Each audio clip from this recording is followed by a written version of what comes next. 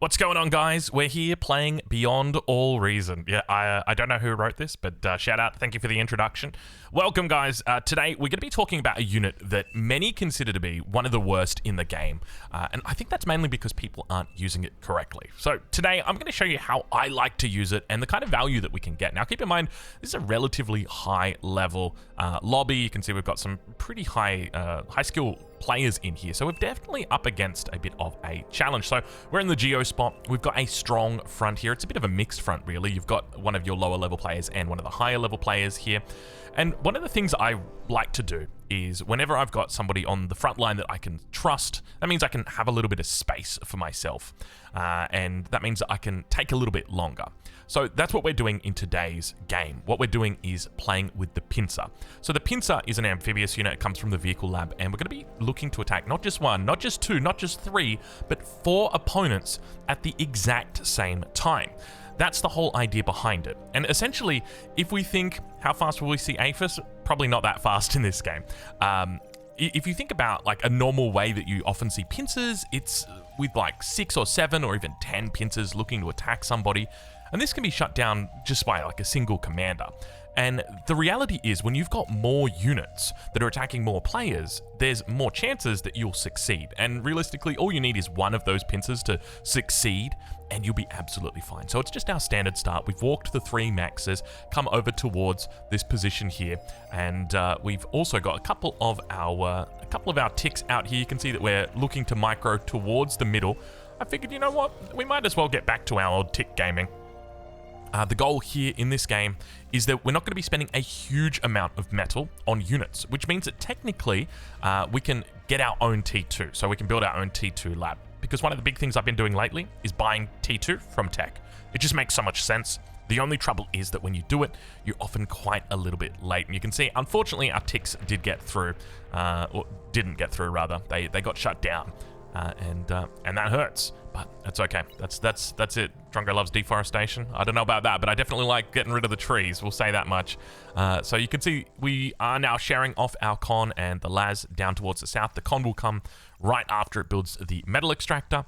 And decent timing here. We're a little bit late on this metal extractor, about 30 seconds late on it. So we're going to be behind a little bit of metal, but so far, so good. If we take a look at the front, though, things are going about as well as you can expect. We can see that Justifier has gone for these Centurions, big boys that are just going to be able to push back the enemy, and we can see it's actually becoming a bit more meta, and I'm kind of glad to see this, just simply because I remember asking when I was learning the front, I was like, why don't we just make Centurions? Like, surely you just get one Centurion out and just bully back all of like the AKs from the enemy, all of the grunts, and that would allow you to control the field. And like it turns out, yeah, that's like that's exactly right. The problem is that they're slow, so they can be easily outmaneuvered. Okay, so one of my big focuses when I'm playing from the Geo position is on the C, helping Beach C right here. So we've got DRM in this C, OS38. He's a competent player. He's up against OS33. Apex. Now, Apex is a pretty good C player. On top of that, he's playing in the favorable position on C. So we want to do everything that we can to help win that position. So that means that not just pincer attacks we're going to be looking at. It also means that we're going to be thinking about other things. But here's the first pincer that's going to be coming out. Second pincer, we're going to be making sure that we spam these guys out with our commander as well. So that's going to be 3 pincers out here, and we can see that Nutrition has sent us back a little bit of metal, which is always really nice when your frontliners are able to do that. And so now we've got our 1, 2, 3, and 4 pincers that are going out. Let's take a look at the routes that they've got. So the first pincer is going to come in underneath. Let's actually turn this down. It's getting a bit loud. So the first pincer is going to come in, around, and hit their front player. The second pincer, he's going to come up and hit their other front player. The third pincer is going to go all the way up towards the north. I don't really like this route, and I think we do change it. And then the fourth pincer is going to come in through the sea. That's essentially the idea that we're going for. We're looking to hit multiple people. We're still looking for a competitive timing. You can see the com's just blown. It's 4:30, so about 30 seconds later than what it normally would be. But just remember that when it comes to these pincers, right, we've spent 200 metal on them. So 800 in total. If we can get that much value from the enemy, so if we can kill that many resources, or if we can kill mexes, and if you think about a mex, right, like you kill a mex, it's going to cost you 50 metal, but then every second it's dead, that's plus 2-3 metal for the good guys, or 2.3 metal, I should say. So our front is starting to look a little bit scary. Keep in mind they've got their blue and their purple guy on the front, so they've got a little bit of a mismatch. So at 5 minutes, we've still got a competitive timing here, 5:05, and we're going straight into the Mausers. Just the standard kind of opening here. So basically, I don't really see a huge amount of difference between this. Obviously, we've been donated a bit of metal, which always makes it a little bit more handy. But if we take a look from the perspective of the enemy, so we're right on board at the moment with let's go with Chrono. They don't see anything except for a single pincer. And now a second pincer has come. As soon as they come out of the shore, or onto the shore, that's when they become visible. So our first one comes through. So the radar won't pick them up. These are, when they're underwater, they are sonar, which means that they are very, very, very stealthy. Let's just put it that way. So now we're hitting their two frontline players. We've got Clubloom over here, who's very unfortunately got picked up right as the T2 was coming in. Otherwise, I think we could have caused quite a bit of havoc here. But meanwhile, back here, we've taken out 3 mexes already. We've taken out a construction bot, and now he's going to have to rebuild each of these mexes. So that's at least 150 metal, so doing well. And now, of course, there's going to be a response. So all of these rocket bots that were previously being sent to the front now are not going to be sent into that front position. If we check in on the south side, we're now attacking the enemy on the South Sea. Meanwhile, up towards the north, I don't know what happened right here. Oh, I know what happened. It was a pincer. So we've now got a pincer up here as well. So we've taken out 1 mex. So that's, you know, this is building every single second. Starts off at 50, and now it's going to continue. We've taken out another, so now we're hitting Geo, continuing to move up. We're attacking at all different angles. This guy right here, I've got a bit of a problem with my set target. I don't know exactly what's happening, but it's like it's setting the target, and then it's just I'm not changing it. So yeah, it's poor little guy was just attacking over here. Anyway, so we've still got 1 pincer over on the enemy side. This guy's about to go down, so he doesn't really count. You can see one of the cool things about pincers is because they're amphibious, they are also not susceptible to, or at least not susceptible in the same way to shurikens. So it takes a really long time for them to get stunned. But one of the great things about attacking at multiple angles at the same time is simply because there are so many things to react to. If you're asking for the air to send shurikens or to do something, it's not going to be able to happen. And we're taking advantage of a timing here. So we've managed to take out 1, 2, 3, 4, 5. It's going to be 6, 7, 8, 9, 10, 11, 12, 13 metal extractors. That's a pretty good return on investment here. And you got to remember that not all of these were successful. Some of them did fail. Some of them got intercepted straight away. Some of them ended up dying relatively quickly. But in the end, our attack was overwhelmingly successful. And I think that's probably the key to how you play with the pincer. You can go for something a bit bigger, right? Like I've tried attacks where I've gone for 10 pincers and all look to attack the Geo, and I've been able to knock people out off the Geo. But the reality is they're just going to be able to repair them or to res them, repair them, and then potentially send them back or reclaim them, and then they're going to be able to use that metal. And then with regard to this position, you're easily able to just res up all of your labs and all of your stuff like that. So while you can technically take people out, it really doesn't slow them much down. So I think what's great about what we've done here is that we've been able to come in, look to try and deal that damage, but not necessarily keep players down. And what that means is, so let's take a look at the South Sea, because this is the most important lane for us. If we lose this, or at least for me, I should say, the reason why is because if I lose this lane, or if my ally loses this lane, it means that my base is under threat. It means that our best player in the game, his base is under threat. It means that this base is under threat. It means even back here is under threat from the potential of not just T3 in the sense of marauders, but in the salamander timing, in the sense of a flagship coming in. So what we've done by doing this is that we've set somebody back. We've set him back, and now because he's been leaked, so you can see pincer through the sea indeed, because he's been set back, it means he's now off water. Now he's going to try and retake water again. Okay, but it doesn't, what this means is that our ally has now got a really good chance of holding that water forever, and it further increases our chance of victory because it means our bases aren't dying. So this is the whole idea, because we're really like spreading it as much as we possibly can and making sure everybody's getting a bit of love. So of course we've sent our Mausers to the front. One of the things that I've been doing a bit more recently is just, if I've got a high OS player on the team, just sending the Mausers over to them, because they're going to be focusing all their attention on the front, right? Like, he comes back here, does a little bit of macro, and then he's mainly focusing on the front. He's moving his Roccos forward, backward, and as long as he's got the Mausers nearby, he'll be able to give them orders as well and continue pushing forward, and that's exactly what we have here. So just a little bit of a comparison between the two. We'll do a little bit of a geo spot, because we're coming up at the 10-minute mark. So we've got 1, 2, 3, 4 metal extractors all online and our low geo, compared to our opponent. He's got 1, 2, 3 metal extractors and he's got the T2 geo, whereas we've only got the T1 geo. So it's relatively even at this stage of the game. Now, the trouble that he's going to have, so his North Sea his sea is still fighting up against here. So there's still a threat that Brown potentially wins. But what we want to do is we want to try and... sorry, I'm just reading the chat here. Sometimes there's chat messages that pop up. But what we want to try and do is leverage the advantage that we've made and try and find victory there. So that's what we're going to be doing here. And we're going to go a little bit into economy here. So you can see we're adding in our advanced geothermal. And there's a couple of different ways that we can play this, right? Like, for me, I think, like, at this stage, this has pretty much been the bare bones of the strategy. You can take this and enjoy and ruin your lobbies with this. It's... You know, the standard opening into the vehicle plant, into 4 pincers, attacking 4 different people, and you can just, like, set them up and then just wait and see which one works. Then you're going for the T2 lab behind that, send out 4 Mausers together with the Prophet. You can see all 4 of these Mausers still alive with the Prophet behind. So we're still contributing, right? We contributed those units. We contributed that T2. We're then going to provide the front with T2 as well as getting our own T2s up.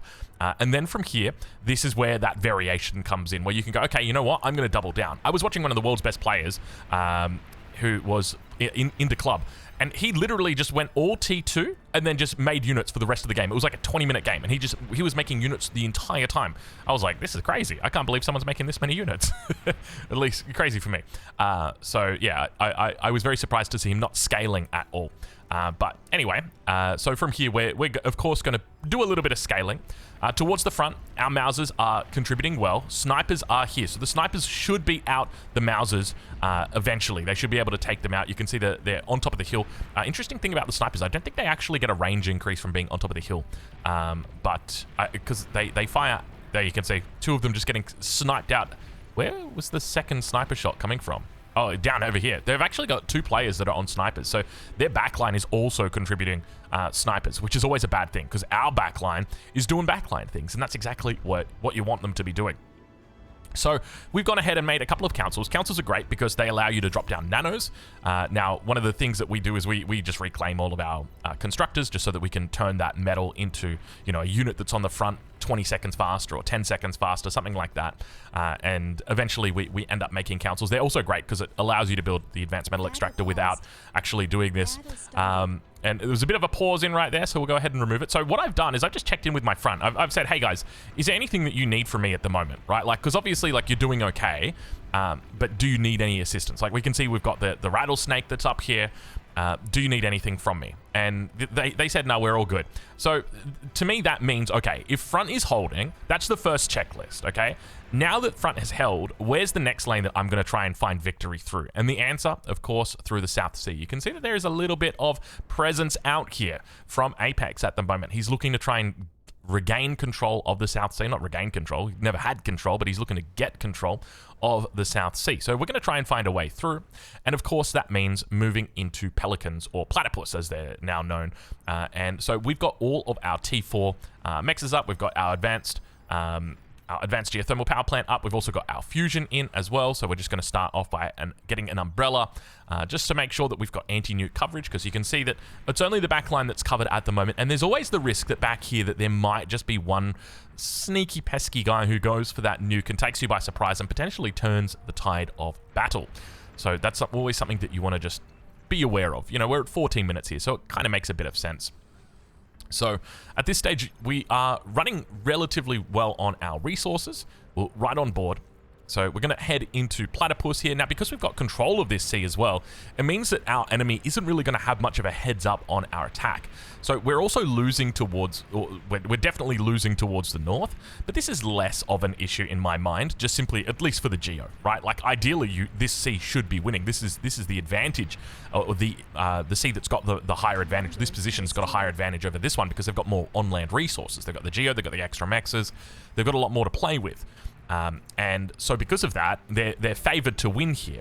But even if they were to lose this, look, worst case scenario, what are they doing through here? They can't really do a salamander attack. You can kind of pork this up, stick a whole lot of defenses in. You can get hit with marauders and stuff through here, but it's a lot harder to attack compared to this sea. There's just so much real estate to attack on. So it's definitely advantageous to try and win this the sea that's got this beach, whether you're defending or whether you're attacking. It's always going to be the important one, at least, especially if you're playing from the Geo position. Meanwhile, back towards the front. So we haven't offered much in the way of contributions recently, right? Like we gave out the T2 constructors. We've also given out the Mausers, but at the moment there's just quite a bit of there's quite a bit of rattlesnakes that are popping up. So there's a couple of ways that these can be dealt with, right? Through ambassadors are a great way to deal with them, or if you just got more units, that's another thing. But we've got limited radar vision here. There's not a huge build-up that's happening, so we're still fine to continue doing what we're doing. So one of the things I also love to do is get a jammer just to cover my pelicans. And I think this is really important because when it comes to telegraphing the positioning of your pelicans, your enemy doesn't necessarily know what they are until they actually see them. But one of the things to note, like if we have a look at from the perspective of the enemy, they don't have a huge amount of radar coverage out here. So, you know, having the jammer isn't actually going to change anything. All it's going to do is just kind of guarantee in the event that they did have coverage that you would be off the radar. And I think I kind of realize that, and I just say, you know what, we'll just go. But yeah, it's one of the things I love to take advantage of. Jammers are really strong. To be honest, I wouldn't be surprised if jammers get nerfed, especially the naval jammer. It is incredibly overpowered. It provides so much jamming radius. Because the meta at the moment really seems like you get a jammer and you stick it right here and you walk your commander up and degun the Geo.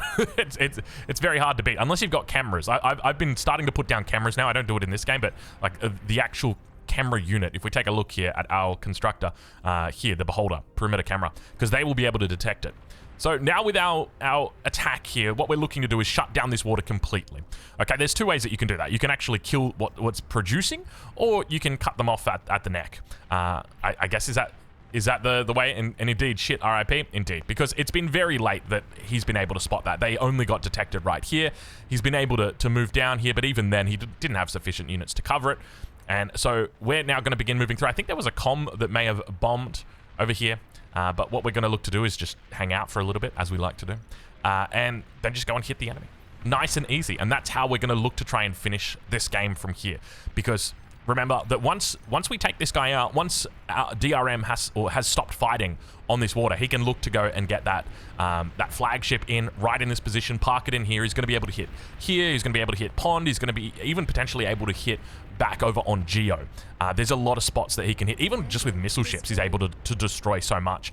And so what we're doing here is we're just cutting that head off. As I said, 9.2 metal on each of these. So that's 1, 2, 3, 4, 5, 6 that have now gone down. So you're talking 55 metal that's just gone down. And that's pretty much all we need to do at this point. Because now if we take a look at Apex, he's sitting on +7 metal. Right, like these haven't been converted. He's not winning any C with 7 metal at this point. So we kind of been bullying him the whole game, so it's a bit disappointing, and there's not really much that can happen to help him other than like the Geo on the other side actually doing something similar. But as you can see, we're having a field day over here. We've achieved our goal. Now technically he's still got a lot of energy that's in this position.